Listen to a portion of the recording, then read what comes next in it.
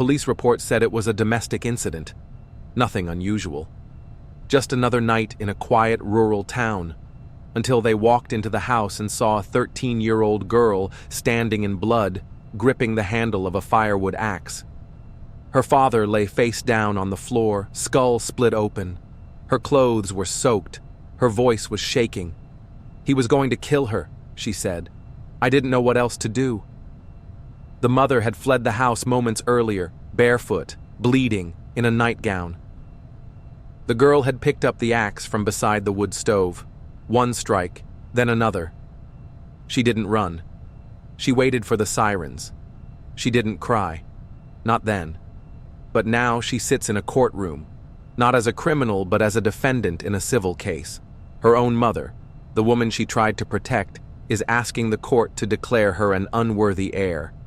Not because she was wrong, but because she killed the man who built the house. This hearing is now in session.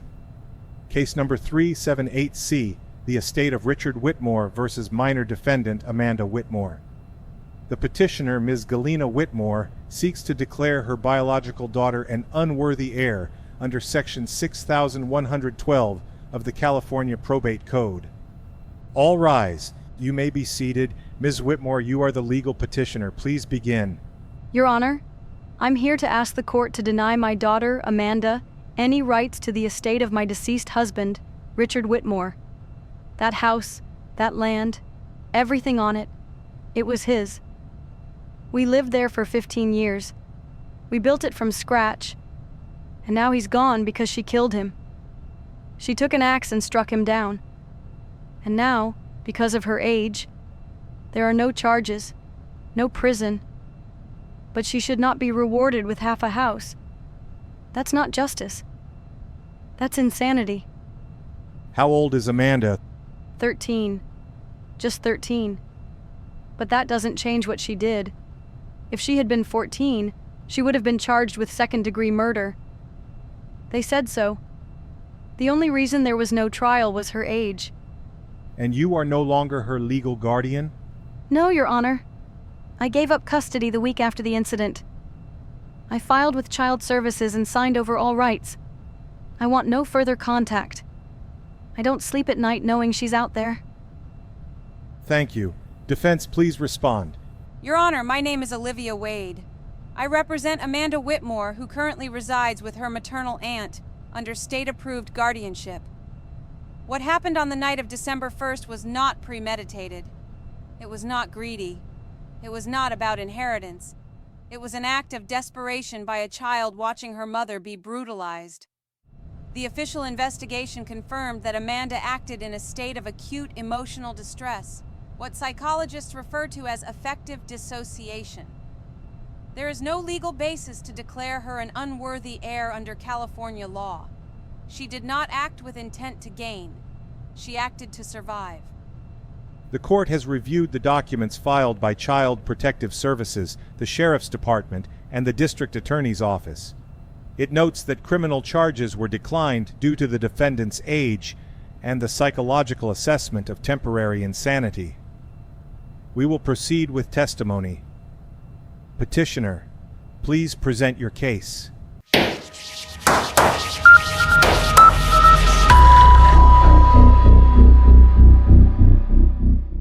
Ms. Whitmore, please describe for the court what happened on the night of December 1st.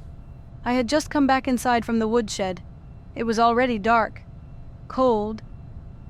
Richard had been drinking. Again. He always did, but that night was worse.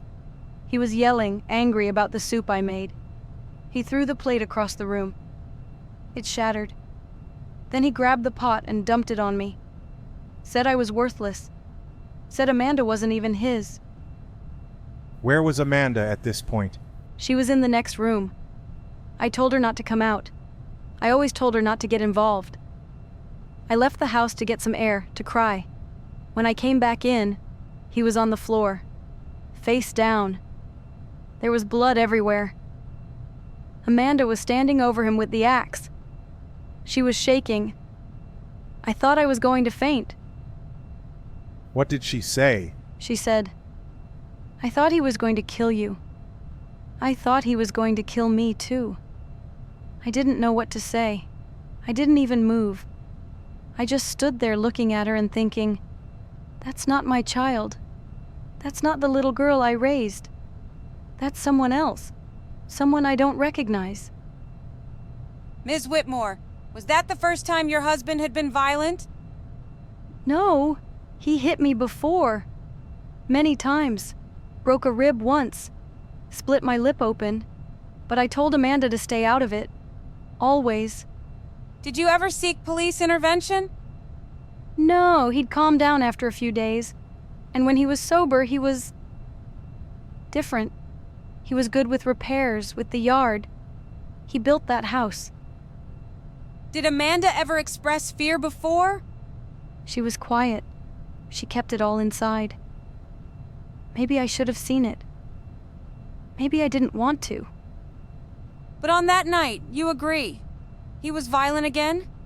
Yes. And you left the house? Yes. Leaving a 13-year-old alone with a man in that state? I didn't know she would. I didn't think. She's a child. And yet you filed to relinquish custody. Because I'm afraid of her. If she can do that once, she can do it again. What happens if she snaps at me next? Or what happens if someone tries to hurt her again? That's not your decision. That's not what we're here for. I just want the house. I want peace.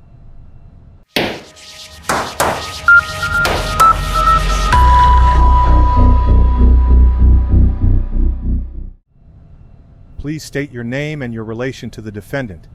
My name is Elizabeth Walker. I'm Amanda's maternal aunt. Richard was my brother-in-law. I've been Amanda's legal guardian since the court approved the transfer 2 weeks after the incident. Why did you take her in? Because no one else would. Because she had nowhere to go. Because she's a child, traumatized, abandoned, and terrified. Because she didn't kill a man. She tried to stop a nightmare. Ms. Walker, how would you describe Amanda since she's come into your home? She barely speaks. She flinches at loud noises. She doesn't sleep through the night. I've raised 3 kids, and I've never seen that kind of silence. It's not rebellion. It's shock. Were you aware of any prior violence in the household? Everyone in town knew Richard had a temper. He drank, and when he drank, he got cruel. Galena never called the police, but we all saw the bruises. We just didn't talk about it. And Amanda? She wore long sleeves in July. She made excuses for every bruise she had. I tripped. I fell. We all let it go. Why do you believe Amanda did what she did? Because she thought he was going to kill her mother. Because he had said it before. Because she had heard it a dozen times. And that night, he wasn't bluffing. Was it about inheritance? What? Number... Are you kidding? Amanda doesn't even ask for new shoes. The idea that she planned any of this is obscene. She's 13. She panicked. She reacted. Do you believe she is a danger to others? I believe she's scared of herself. That's danger enough. Thank you, Ms. Walker. You may step down.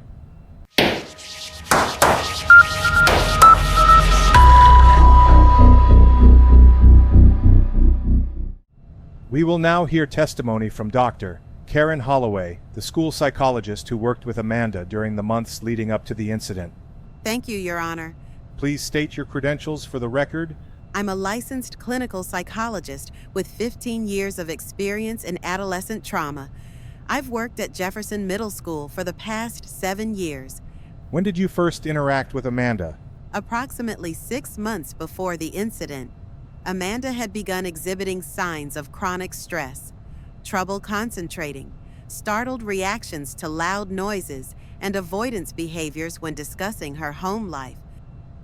Were these signs consistent with abuse? They were certainly consistent with exposure to an unstable or threatening environment. She once described her home as loud and cold and said she felt like a mistake walking on glass. Did Amanda ever mention her father directly? Not by name, no, but she spoke often about the anger, how it lived in the house, and how it woke up with the bottle. In your expert opinion, could a child in Amanda's psychological state reasonably react with violence if provoked? It is rare, but in extreme cases of trauma and fear, especially when the child perceives immediate danger to themselves or a loved one, such a reaction can occur, particularly in adolescents whose impulse control is not fully developed. Would you say Amanda was a danger to others? No, Your Honor. I would say Amanda was in danger.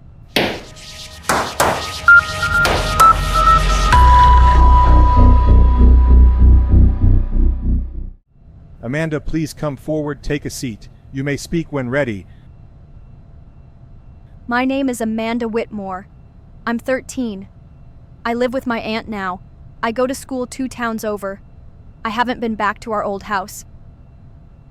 Amanda, do you understand why you're here? Yes.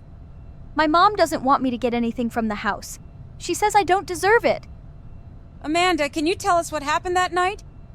He came home drunk. Again. He was yelling about the food. Mom didn't say anything. She just kept her head down. He threw the bowl across the kitchen. It hit the wall. Then he grabbed the pot. He poured it on her. It was hot. She screamed. What happened next? He said she ruined his life. He said she was a parasite. He punched her in the back of the head and shoved her against the sink. She ran outside. He followed her to the door, but then stopped. He looked at me. I was standing in the hallway. He told me I was next. I tried to leave through the back, but he grabbed my arm. He threw me against the wall, called me names, said I was disgusting, that I was poison. I fell. I hit the wood stove. I couldn't breathe for a second. I saw the axe. It was always there, next to the stove. He kept coming. He wasn't stopping. He raised his fist, and I grabbed it. I didn't think. I didn't know I was going to do it. I didn't plan it. I just swung once, then twice. I didn't know he was dead. I just wanted him to stop. Amanda, did you know that your actions would make you part owner of the house? I didn't care about the house. I would have burned it down if it meant he'd leave her alone. Amanda, do you regret what happened? I regret being born in that house. I regret every time I pretended it was normal. I regret not telling someone sooner, but I don't regret stopping him. I'd do it again if it meant my mom would stop crying. Thank you, Amanda. You may return to your seat.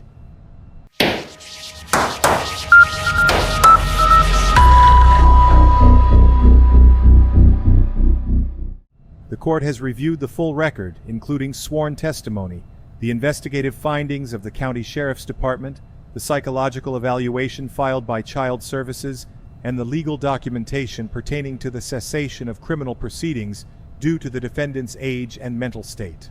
According to Section 6112 of the California Probate Code, a person may be disqualified from inheriting if they commit a willful and unlawful act against the deceased, with the intent to hasten or enable inheritance. The court finds no such intent in this case. Amanda Whitmore was 13 years old at the time of the incident. The district attorney declined to prosecute, not solely due to her age, but because of the established presence of acute emotional distress, the absence of premeditation, and the classification of her actions as a response to immediate physical threat, not inheritance gain. There is no evidence that Amanda acted with malice. There is no evidence she acted to obtain financial or legal advantage. There is no evidence of strategic motive. What there is a long pattern of domestic violence witnessed by multiple parties, documented through medical and anecdotal testimony, and endured by a child who believed her mother's life and her own were in immediate danger. The court acknowledges the tragedy, but tragedy is not legal fault. Amanda Whitmore shall not be disqualified from inheritance. Her rights as co-heir under the laws of intestate succession remain intact. The petition is denied. This case is closed.